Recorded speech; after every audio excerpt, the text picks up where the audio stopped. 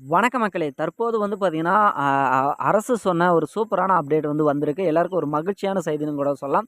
So இது யார் யாருக்கெல்லாம் அப்படின்னு பார்த்தீங்கன்னா, நகைக்கடன் தொடங்கி பயிர்க்கடன் வரை அமைச்சர் வந்து பார்த்தீங்கன்னா, ஒரு குட் நியூஸ் வந்து சொல்லியிருக்காரு. ஸோ அத பார்க்கறதுக்கு முன்னாடி நீங்க நம்ம சேனலுக்கு புதியவரா இருந்தீங்கன்னா, மறக்காம ஒரே ஒரு சப்ஸ்கிரைப் அண்ட் லைக்க போடுங்க. வாங்க வீடியோக்குள்ள போகலாம். ஸோ பெரிய கருப்பு மக்கள் ஏதுவாக கடன் பெறும் வகையில வந்து பார்த்தீங்கன்னா, கூட்டுறவு என்ற செயலியை வந்து அறிமுகப்படுத்தியிருக்காரு. ஸோ தமிழகம் கூட்டுறவு சங்கம் மூலம் மக்களுக்கு நகைக்கடன், வாகனம், மீன் வளர்ப்பு, கடல் கால்நடை வளர்ப்பு, வாடகை உள்ளிட்ட பல கடன் வழங்கப்பட்டு வருகிறது. ஸோ இதனை பெறுவதற்கு மக்கள் தங்களின் வட்டாரத்தில் உள்ள அருகிலிருந்து கூட்டுறவு அலுவலகத்திற்கு நேரடியாக சென்று விண்ணப்பிக்க வேண்டும். ஆனால் தற்போது மக்களுக்கு இதனை எளிமையாக்கும் வகையில் புதிய கூட்டுறவு செயலியை வந்து பார்த்தீங்கன்னா அறிமுகப்படுத்தியிருக்காங்க.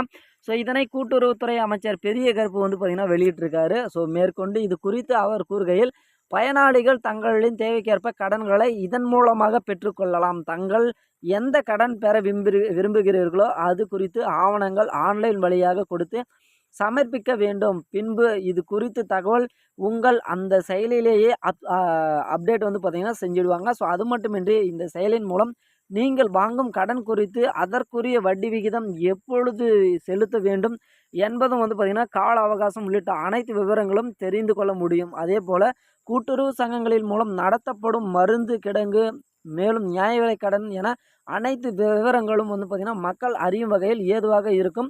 செயலியானது வடிவமைக்கப்பட்டுள்ளது. கூட்டுறவு நடந்தும் மருந்தகங்கள் கிட்டத்தட்ட 20% வந்து பார்த்தீங்கன்னா தள்ளுபடியும் வந்து கிடைக்கும் பட்சத்தில் அதனை அறிந்து மக்கள் உபயோகித்துக் கொள்ளணும் அப்படின்றதையும் வந்து குறிப்பிட்டிருக்காங்க. ஸோ மேற்கொண்டு மக்கள் அதனை வித தேவை பூர்த்தி செய்யும் விதமாக இந்த கூட்டுறவு செயலி அறிமுகப்படுத்த உள்ளதாக அமைச்சர் கூறியுள்ளார். இனி மக்களுக்கு நேரடியாக கூட்டுறவு அலுவலகத்திற்கு சென்று கடன் குறித்த விவரங்களை அறிய தேவையில்லை இருக்காது.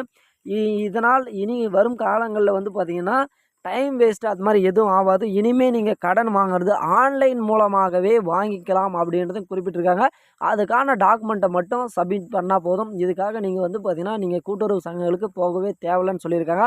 ஸோ இந்த மாதிரி அடுத்தடுத்து என்னென்ன கடன்கள் வாங்கலாம், ஸோ அரசு கொடுக்குற மானியம் என்னென்ன அப்படின்றத தரவாக தெரிஞ்சுக்க நம்ம சேனலை சப்ஸ்கிரைப் பண்ணிக்கோங்க. நன்றி, வணக்கம், தேங்க்யூ.